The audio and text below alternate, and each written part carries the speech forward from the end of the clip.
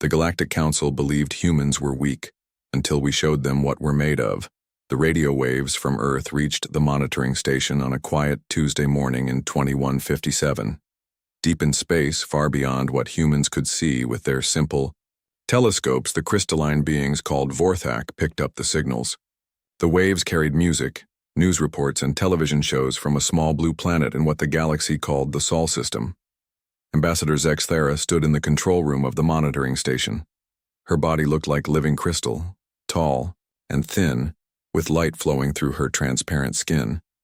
She had lived for over 3,000 years and seen many species across the galaxy. When the computer finished analyzing the Earth signals, she read the report with growing disinterest. "Another primitive world," she said to her assistant, Veltar. "Carbon-based life forms. They call themselves humans." The screens around them showed images taken from the radio signals. Humans walked on two legs, had soft pink or brown skin, and seemed to spend most of their time fighting each other. The Vorthak computers calculated that humans lived only about 80 years. To Zexthera, who had already lived 40 times longer than any human ever would, this seemed impossibly short. "Should we make contact?" Veltar asked. Zexthera looked at more data flowing across the screens. The humans had basic nuclear weapons, simple rocket ships that barely left their planet, and technology that was thousands of years behind what the galaxy considered normal. Worse, they were constantly at war with each other over things like land, resources, and beliefs. "No," she decided. "Mark them as Category 7. They need protection from themselves, not contact with advanced civilizations." The Galactic Council had rules about this. Species were ranked from Category 1, the most advanced, down to Category 10, which was just simple animal life.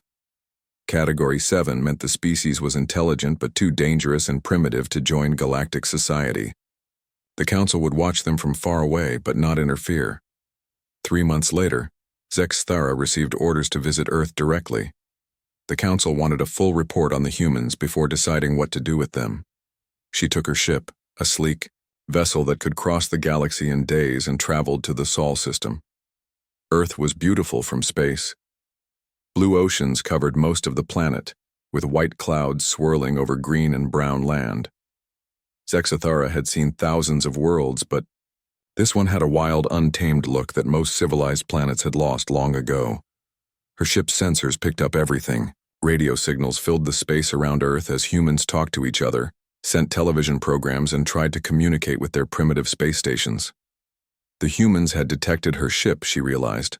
Their military was scrambling, jets and trying to contact her. "Unknown vessel, this is Earth Defense Command," came a voice over their radio. "Please identify yourself and state your intentions." Zexthera almost laughed. Earth Defense Command. These humans thought their tiny fighters could defend against a ship that could destroy their planet with a single weapon. She decided to answer. Her ship's computer translated her words into human English. "I am Ambassador Zexthera of the Galactic Council," she said. "We have detected your species and come to observe." The radio channel went quiet for a long time. She could imagine the panic in their command centers as they tried to understand what was happening. We welcome you to our system," the human voice finally replied. "Would you be willing to meet with our leaders? We have many questions." "That will not be necessary," Zexthera said. "Continue with your normal activities. We will observe from here." For the next week, she watched human civilization through her sensors. Cities covered much of their land, filled with billions of humans going about their daily lives. They worked, played, loved, and fought just like most intelligent species did. But they did everything so quickly, rushing through their short lives as if they knew they didn't have much time. Their technology impressed her in some ways. Despite being primitive, humans had built remarkable things with simple tools. Their music was complex and emotional. Their art showed creativity that reminded her of species much more advanced. Some of their scientists had figured out basic principles about the universe that had taken other species much longer to discover. But they were also violent in ways that shocked her. Wars covered their planet. Humans killed each other over resources, territory, and ideas. They had enough, nuclear weapons to destroy their own world several times over. Even worse, they seemed proud of their ability to fight and destroy. On the 5th day of observation, something happened that sealed her opinion of them forever. A human space station, one of their first attempts at living beyond Earth, suffered a critical system failure. The station was losing air and power, and the 3 humans aboard would die within hours. Zexithera watched as every human space agency on the planet scrambled to help. They had no advanced rescue ships, no technology that could reach the station quickly enough. But instead of giving up, they tried everything they could think of. First, they launched a supply rocket, but it would arrive too late. Then they tried to repair the station remotely, but the damage was too severe. Finally, a human pilot named Sarah Chen volunteered for what they called a suicide mission. She took an experimental ship that had never been tested and flew it, faster than humans had ever traveled before. The ship was breaking apart from the stress, but Chen kept flying. She reached the station with minutes to spare, transferred the dying crew to her ship, and barely made it back to Earth before her craft fell apart completely. Zexithera had expected Chen to die in the attempt. Most species would have calculated the odds and given up. But humans, it seemed, didn't understand when something was impossible. This impressed her, but it also worried her. A species that couldn't calculate proper risk, that threw themselves into hopeless situations, that refused to accept logical defeat. Such creatures could be dangerous to themselves and others. Her report to the Galactic Council was clear. Humans were brave, creative, and determined, but they were also reckless, violent, and far too primitive for contact. They needed time to grow up as a species, maybe a few thousand years, before they could safely join galactic civilization. The Council agreed. They placed monitoring stations around the Sol system to keep watch over humanity, but strictly forbade any contact. The humans were left alone to develop at their own pace, unaware that 17 advanced species were watching them from the darkness of space. As Zexithera's ship left Earth orbit, she looked back at the blue world one last time. Part of her wondered what humans might become if they survived their own violence and grew beyond their primitive state. But that was a question for future generations to answer. For now, humanity was classified as too weak and dangerous for the galaxy. The Council had made its decision, and that decision seemed final. They had no way of knowing that in just a few years everything would change, and the galaxy would learn what humans were really made of. 3 years after first contact with humanity, Ambassador Zexithera was enjoying what her species called deep meditation when the emergency alarms began screaming throughout the Council station. The crystalline being rose from her rest chamber and rushed to the command center, where chaos filled every screen. "Report," she commanded, her voice cutting through the noise. Commander Veltar, now promoted to head of Outer Rim Security, turned from the main display with fear in his crystal eyes. Unknown ships appeared at the edge of the Kepler 442 system 6 hours ago. The Threnody Defense Fleet went to investigate. The Threnody were the galaxy's greatest warriors. Their massive insect-like bodies were covered in natural armor, and they had never lost a battle in over 1,000 years. If they had encountered hostile aliens, the invaders would be destroyed within hours. "And?" Zexithera asked, though the fear in Veltar's voice already told her the answer. "The entire Threnody fleet is gone. 17 ships, 3,000 warriors, all destroyed in less than an hour." The main screen showed the last transmission from Admiral Kthmore, greatest of the Threnody commanders.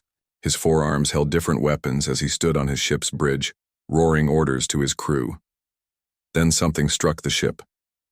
The camera shook, metal screamed, and the transmission ended. "What did this?" Zexithera asked. "We don't know. The enemy ships look like they're made of living metal. They change shape during battle, adapting to whatever weapons are used against them. Every time our forces try a new tactic, the enemy learns and counters it." More reports flooded in over the next hours. The invaders, who called themselves the Kthmore, according to the few survivors, were unlike anything the galaxy had ever seen. Their ships were alive, growing stronger with each battle. When energy weapons hit them, they developed shields. When missiles struck them, they grew armor. When ships tried to outrun them, They became faster. The Delphini, an aquatic species, known for their incredible speed and tactical brilliance, sent their fastest ships to hit the Kthmore and retreat. The enemy adapted, growing engines that could match Delphini speed and weapons that could predict their movements. The Zenthari, masters of energy weapons that could cut through any known material, fired their most powerful guns at the invaders. The Kthmore absorbed the energy and used it to power even stronger weapons. Within 2 weeks, 3 entire star systems had fallen. The Kthmore consumed everything: planets, moons, even the stars themselves, somehow feeding on the energy to create more ships and warriors. Each world they destroyed made them stronger and smarter.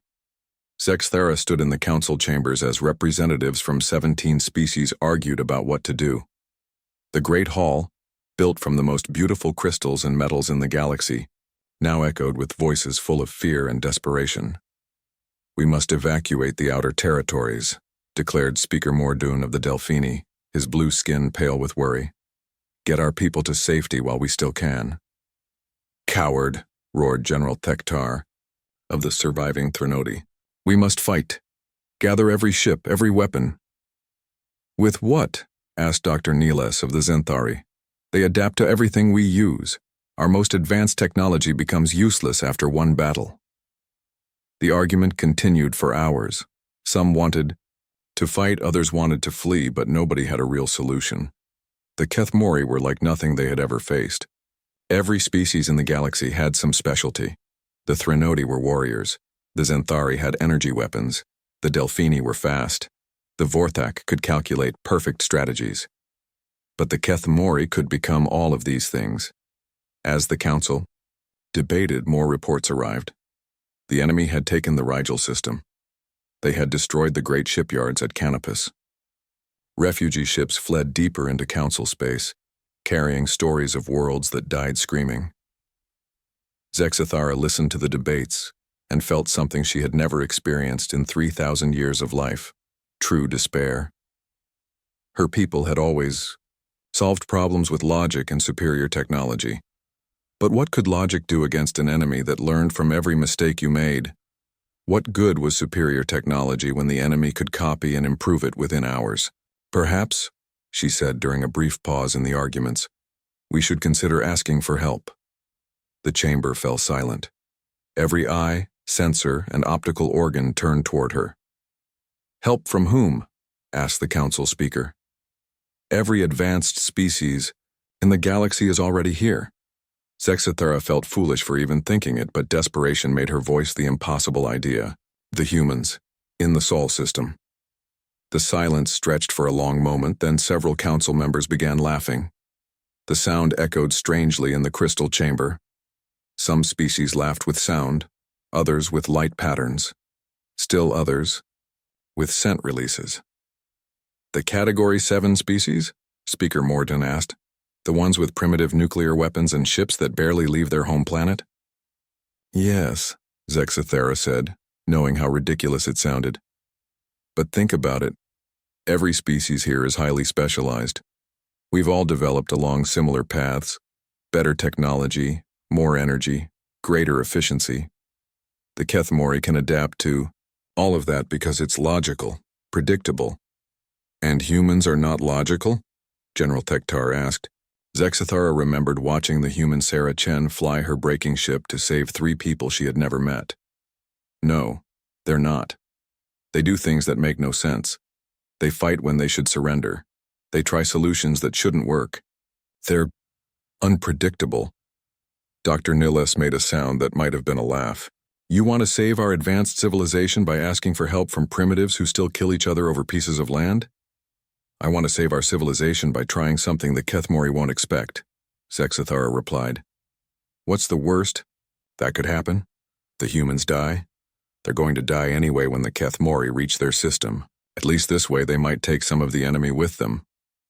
The debate started again, but now it had a different tone. As more reports came in of Kthmore victories, as more worlds fell silent, the impossible began to seem merely desperate. Finally, as the enemy fleet approached the core worlds and panic spread through every civilized system, the council voted. It was close, 9 species for, 8 against. But it was enough. They would ask the primitive humans for help. Zexathara stood on her ship's bridge as they traveled toward the Sol system. She had no idea what she would say to the humans. How do you ask a species that can barely leave its own planet to help save the galaxy? How do you explain that their simple weapons and ancient ships might be the key to defeating an enemy that had crushed every advanced fleet sent against it? The blue world of Earth appeared on her screens, still beautiful, still wild, still completely unaware that the fate of every living thing in the galaxy might depend on what happened in the next few days. She opened a communication channel and sent a message toward the planet, hoping that the desperate gamble she was about to make wouldn't doom them all. President Elena Chen sat in the White House Situation Room at 3 a.m, staring at a message that had arrived from space 30 minutes earlier. Around the table, the world's top military leaders and scientists looked as stunned as she felt. "Read it again, Director Morrison," she said to the head of the Space Defense Initiative. Morrison cleared his throat and read from the screen. "To the leaders of humanity, from Ambassador Zexathara of the Galactic Council. An enemy called the Kthmore threatens to destroy all life in the galaxy. Our most advanced fleets have failed to stop them. We request your assistance in this matter. Time is critical." General Patricia Hayes, chairman of the Joint Chiefs, leaned back in her chair. 3 years ago, these same aliens told us we were too primitive for contact. Now they want our help? Dr. James Liu, the chief scientist on the Alien Contact Committee, was reviewing data on his tablet. According to their message, 17 different species have tried to fight these Kthmore. All of them failed. Species with technology thousands of years ahead of ours. "So what exactly do they think we can do?" asked Admiral Michael Torres, commander of the Space Defense Fleet. President Chen had been wondering the same thing. The message included technical data about the enemy, ships that could adapt to any weapon, creatures that learned from every battle, an invasion force that grew stronger with each victory. Against such an enemy, what good were human plasma rifles and fusion drives? "Maybe that's the point," she said slowly. "Maybe being primitive is actually an advantage here." The room fell quiet. Everyone knew the president had a sharp mind, and they waited for her to explain. "Think about it," Chen continued. "These aliens have been fighting the same way for thousands of years. Better technology, more energy, perfect strategies. The enemy learned to counter all of that. But we don't fight like that." General Hayes nodded slowly. "We fight dirty." "We fight with whatever works," Chen corrected. "We improvise. We change tactics not because we have a better plan, but because the old plan isn't working and we're too stubborn to give up." Admiral Torres was already pulling up files on his secure tablet. "Our entire fleet is maybe 200 ships. Most of them are converted cargo haulers with military weapons bolted on. We've got 3 actual warships that were built for combat." "How long before these Kthmore reach Earth?" Chen asked. Director Morrison checked the alien data. "According to their trajectory, maybe 6 months if we're lucky, 3 if we're not." Chen stood and walked to the window. Dawn was breaking over Washington, and she could see early commuters starting their day, completely unaware that alien invaders were heading toward Earth. She thought about her daughter, safely asleep upstairs in the White House residence. She thought about the 8 billion people on Earth who deserved a chance to live. "Send a message back," she decided. "Tell them we'll help." "Ma'am," General Hayes said carefully. "Are you sure? We're talking about fighting an enemy that destroyed civilizations thousands of years more advanced than us." Chen turned back to face the room. "General, 3 years ago we couldn't even reach Mars reliably. Now we're being asked to help save the galaxy. If we're going to die, let's die doing something that matters." The next morning, Chen addressed the world from the United Nations building in New York. She explained everything: the aliens, the invasion, humanity's offer to help. The reaction was exactly what she expected: panic, disbelief, anger, and from some corners, excitement. But humans had always been good at coming together when faced with extinction. Within days, every nation on Earth was contributing something. The Americans provided their newest warships. The Europeans sent their most advanced fighters. The Chinese contributed their massive cargo fleet. The Russians offered their most experienced combat pilots. India and Japan shared their latest weapon systems. Admiral Torres found himself in command of the strangest fleet in human history. Military vessels designed for war flew alongside merchant ships carrying mining lasers. Scientific research ships had been fitted with nuclear weapons. Even old space shuttles from museums had been pulled out of retirement and armed with whatever weapons engineers could attach to them. "It's not much to look at," Torres admitted to his second-in-command, Captain Sarah Volkov, as they reviewed the fleet roster. Volkov, a veteran of the Mars conflicts and one of the most experienced combat pilots alive, shrugged. "It's what we've got, and at least it's all different." That was true. Unlike the alien fleets, which seemed to follow standard designs and tactics, the human fleet was a complete mess. Every ship was different. Every weapon system was unique. Half the vessels weren't even originally designed for combat. The aliens had provided coordinates for the battle zone, a system called Kepler 442, where the Kthmore would arrive in 2 weeks. It would take the human fleet 10 days to get there using their fastest ships. As the fleet prepared to depart, Zexathara's ship docked with Torres' flagship, the UES Defiance. The ambassador came aboard to brief the human commanders on what they would face. Torres had never seen an alien in person before. Zexathara was beautiful in a way that hurt to look at, like a living crystal sculpture filled with flowing light. But there was worry in her crystalline features as she reviewed the human battle plans. "I must be honest with you, Admiral Torres," she said through the translation device. "No one expects your fleet to survive this battle." "Then why ask for our help?" Captain Volkov asked. Zexathara was quiet for a moment. "Because when the Kthmore destroy you, they will learn your tactics. And perhaps that knowledge will contain something we can use against them." Torres felt his jaw clench. "So we're bait." "You are hope," Zexathara replied. "The first new hope we've had in months." That night, Torres stood on the observation deck of his ship as the human fleet jumped to hyperspace. 200 vessels, carrying 30,000 humans toward a battle they couldn't win against an enemy they couldn't defeat. But as he watched the stars streak past, Torres found himself smiling. The aliens were right. Humans probably wouldn't survive this fight. But they were wrong about one thing. The enemy wouldn't just learn human tactics. They would learn what it meant to fight creatures who didn't know when to quit, who found ways to win battles that couldn't be won, who turned their weaknesses into weapons. The Kthmore had adapted to every logical strategy, every advanced tactic, every superior technology they had faced. They had never faced humans before. 10 days later, the human fleet dropped out of hyperspace at the edge of the Kepler 442 system. Sensor readings immediately filled every screen with contacts. Hundreds of Kthmore ships waiting in perfect formation, their living metal hulls gleaming in the light of the system's twin stars. Admiral Torres opened a channel to the entire fleet. "All ships, this is Admiral Torres. Everyone knows why we're here. We're outgunned, outnumbered, and fighting an enemy that's smarter than us. But we're human, and that has to count for something. All vessels, prepare for combat. Let's show these things what we're made of." The Battle of Kepler 442 began like every other fight against the Kthmore. The enemy ships, their living metal hulls shifting and changing in the starlight, formed perfect attack patterns and moved forward with mechanical precision.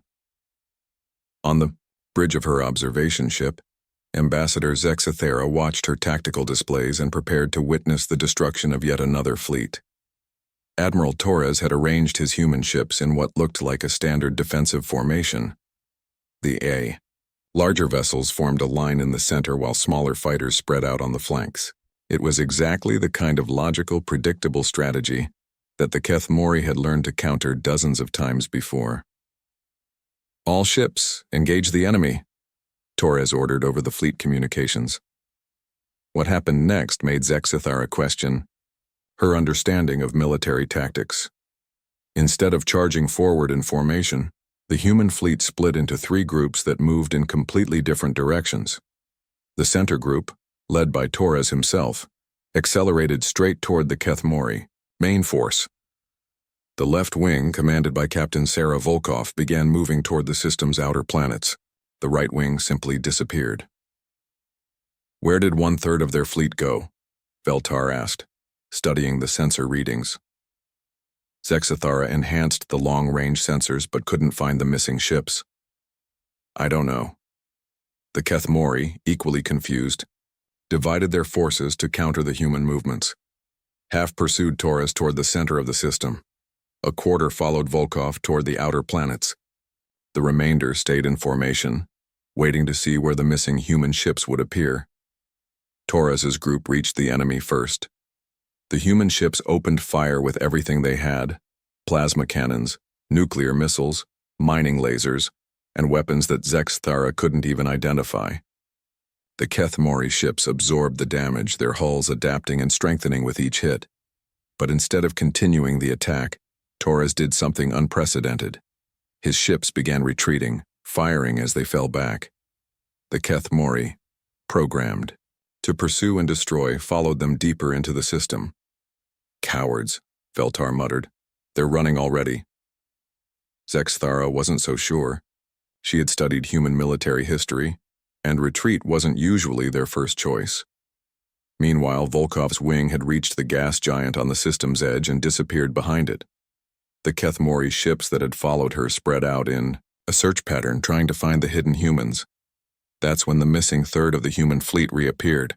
They came from behind the system's star itself, having somehow used the star's gravity and radiation to hide their approach. But instead of joining Torres or Volkov, they struck directly at the Kthmore reserves that had stayed in formation. The attack was completely unexpected. The Kthmore ships, programmed to adapt to threats from predictable directions, found themselves being shot from above, below, and all sides simultaneously. Human vessels that looked like converted cargo, haulers were firing mining lasers that carved through alien armor. Old passenger ships were launching boarding pods filled with human soldiers. "Impossible," Zexithara whispered. "They're using civilian ships as warships." But the most shocking part was still to come.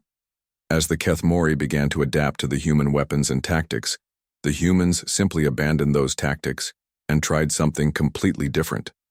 Torres's retreating fleet suddenly reversed direction and charged back toward the enemy. But now they were flying backward. Their main engines pointed toward the Kthmore ships. Captain Maria Santos of the converted freighter New Hope used her ship's cargo bay to launch containers filled with nuclear waste directly into the enemy formation. The Kthmore adapted to the backward flying tactic by improving their targeting systems. So the humans started spinning their ships while they flew, making themselves impossible to hit accurately. When the enemy adapted to that, Commander Jake Peterson of the research vessel Discovery began flying in a zigzag pattern while playing loud human music over all radio frequencies, somehow jamming the alien communication systems. Volkov's wing emerged from behind the gas giant with a strategy that made Zexithara's crystalline mind real. They had somehow captured chunks of ice from the planet's rings and were launching them like massive bullets at incredible speed. The Kthmore ships, adapted to energy weapons and explosives, had no defense against simple ice moving at a significant fraction of light speed. "They're fighting with frozen water," Veltar said in disbelief. "And it's working," Zexithara replied. The battle became chaos. Every time the Kthmore adapted to one human tactic, the humans abandoned it and tried something else. They rammed damaged ships into enemy vessels.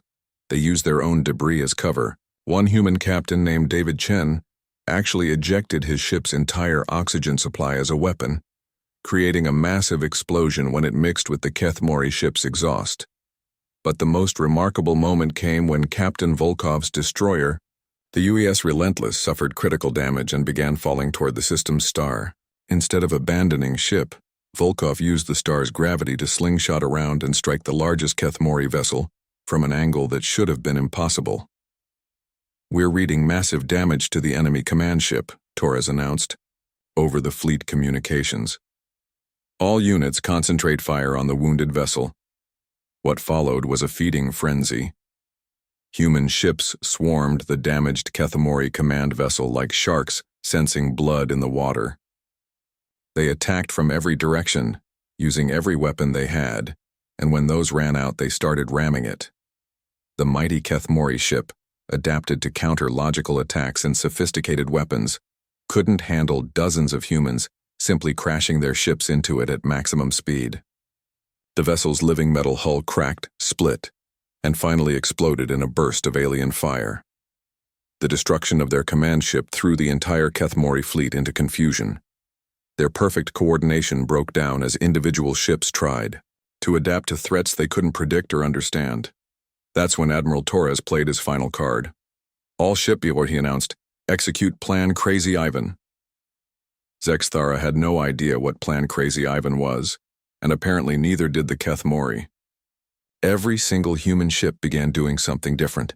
Some spun in circles while firing, others flew straight up or down relative to the battleplane.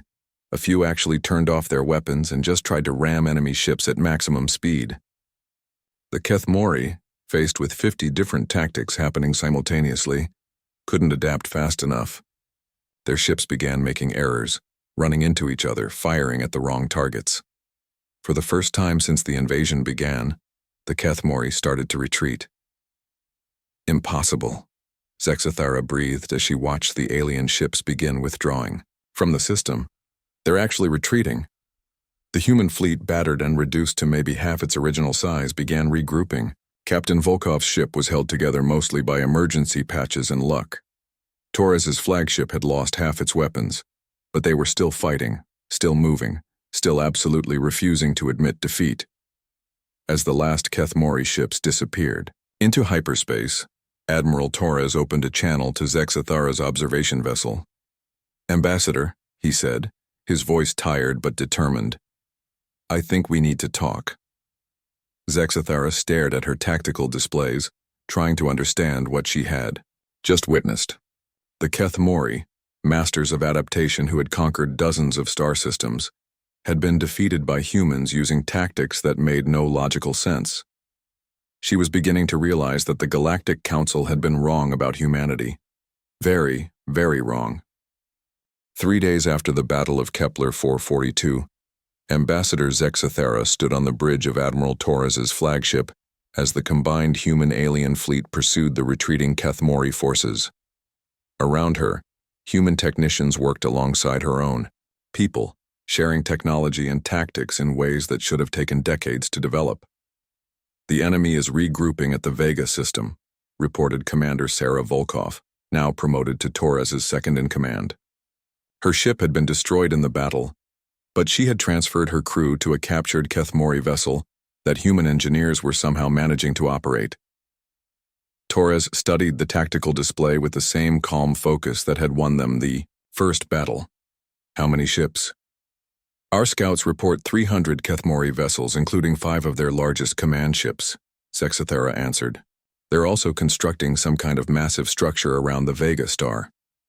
Dr. James Liu, the human scientist who had become their expert on Kthmore technology, looked up from his analysis computer. "I think they're trying to drain energy directly from the star to power their adaptation process. If they succeed, they'll be able to counter every tactic we've ever used. Then we don't use tactics they've seen before," Torres said simply. Zexthara had learned to recognize that tone in his voice. It meant the human was about to do something that made no sense, but somehow worked anyway. Over the past 3 days, she had watched humans accomplish impossible things. They had figured out how to fly captured Kthmore ships by treating the living metal hulls like stubborn animals that needed to be convinced rather than controlled. They had developed new weapons by combining human creativity with alien technology in ways that violated every engineering principle she knew. Most remarkably, they had gotten the various alien species to work together in ways the Council had never achieved. Threnody warriors were learning human boarding tactics. Zenthari energy. Weapon specialists were adapting human improvisation techniques. Even her own people, the logical Vorthak, were beginning to understand the value of unpredictable strategies. "Admiral," came a voice from the communication station, "we're getting a message from the Kthmore." Torres raised an eyebrow. "They want to talk, put it through." The main screen flickered and an image appeared that made everyone on the bridge step backward. The Kthmore representative was a nightmare fusion of organic tissue and mechanical parts, its multiple eyes glowing with alien intelligence. "Human creatures," it spoke in a voice like grinding metal. "We have analyzed your combat patterns. Your tactics are chaotic, inefficient. Why do you fight when logic dictates surrender?" Torres stepped forward to face the screen. "Because surrender isn't in our nature. We fight because that's what humans do." "You cannot win," the Kthmore continued. "We have adapted to your weapons, your strategies, your technologies. We will consume your worlds and add your distinctiveness to our collective." "Maybe," Torres admitted, "but we'll make you work for it." The transmission ended and Torres turned to his mixed crew of humans and aliens. "All right, people. They think they've figured us out. Time to show them they're wrong. Commander Volkov, how many ships do we have?" 450, including the captured Kthmore vessels and the reinforcements from Earth, Volkov replied. "Dr. Liu, what's the status on Project Wildcard?" The scientist grinned with the expression humans made when they were about to do something incredibly dangerous. "The prototype is ready for field testing, Admiral. Though I should point out that it violates several laws of physics and has a 90% chance of destroying whoever uses it." "Perfect," Torres said. "Zexthara, can your people handle the technical coordination?" The Vorthak ambassador had learned to trust human instincts even when she couldn't understand their logic. "We'll make it work." The final battle began 2 days later as the combined fleet approached the Vega system. The Kthmore were waiting in perfect formation around their massive energy-draining structure, confident in their ability to adapt to anything the Allies could throw at them. Torres had divided his forces into 7 groups, each with a different mission and completely different tactics. The plan was so complex that even Zexthara wasn't sure she understood all of it. "All units," Torres announced over the fleet communications. "Remember what we discussed. The enemy thinks they know how we fight. Today we show them that humans don't just fight, we win. Execute Operation Chaos Theory." What followed was the strangest battle in galactic history. Group 1, led by Captain Maria Santos, attacked the enemy head-on while broadcasting every human military strategy they had ever used. The Kthmore quickly adapted to counter these familiar tactics, exactly as planned. While the enemy was busy adapting to known strategies, Group 2 struck from the opposite direction using tactics borrowed from human sports. Captain David Chen's squadron played three-dimensional football with Kthmore ships as the ball, passing enemy vessels between human ships while somehow damaging them in the process. Group 3, commanded by a joint human Threnody team, used what they called extreme boarding actions. Instead of trying to capture enemy ships, they boarded Kthmore vessels just to plant human music players throughout the ships, disrupting the aliens' communication networks with everything from classical symphonies to heavy metal rock. Groups 4 and 5 executed Dr. Liu's Project Wildcard. They had somehow weaponized human emotions, broadcasting concentrated recordings of human art, music, literature, and historical speeches directly into Kthmore ships. The aliens, who operated purely on logical adaptation, couldn't process the chaotic creativity of human culture. Several enemy vessels simply shut down, their crews apparently overwhelmed by exposure to human imagination. Group 6 did something that made Zexthara question everything she thought she knew about space combat. They turned their ships into giant musical instruments using engine harmonics and weapon frequencies to play a massive symphony across the entire battlefield. The Kthmore, trying to adapt to what they thought was a sound-based weapon, modified their hulls to absorb audio frequencies. This left them vulnerable to Group 7's attack. Group 7, led by Commander Volkov, struck while the enemy was adapted for sound defense. But instead of using conventional weapons, they attacked with pure human stubbornness. Volkov's ships simply refused to be destroyed. When their hulls were breached, human engineers fixed them with whatever materials they could find. When their weapons were damaged, crews threw tools and spare parts at enemy ships. When their engines failed, they used gravitational slingshots around planets and asteroids to keep moving. The Kthmore, faced with enemies who literally would not stop fighting no matter how much damage they took, began making critical errors. Their perfect adaptation process couldn't handle opponents who adapted by simply refusing to accept defeat. But the turning point came when Admiral Torres himself led a final assault on the Kthmore command structure around the Vega star. Instead of attacking the heavily defended station, he did something that no logical military mind would ever consider. He surrendered. Torres broadcast an unconditional surrender to the Kthmore, then immediately opened fire with every weapon his ship had while ramming directly into the energy-draining structure. The enemy, adapted to handle attacks but not surrender attacks, couldn't respond quickly enough. The structure exploded, sending cascading energy feedback through the entire Kthmore fleet. Ships that had been adapted for energy absorption overloaded and shut down. The perfect coordination that made the Kthmore so dangerous collapsed as individual vessels lost connection to their collective consciousness. In the aftermath, as disabled Kthmore ships drifted through the Vega system, something unprecedented happened. The surviving aliens began communicating not as a collective, but as individuals. I do not understand, came a transmission from one of the damaged ships. Your tactics have no logic. Your strategies contradict themselves. How do you function as a species? Torres, his own ship barely functional after ramming the alien structure, managed a tired smile. We don't function. We improvise, we make mistakes, we learn from them, and we keep going. That's what makes us human. Over the following weeks, as the Kthmore threat was finally ended through a combination of military victory and diplomatic contact with the newly individual aliens, Zexathera found herself preparing a very different report for the Galactic Council. The council chambers were silent as she presented her findings.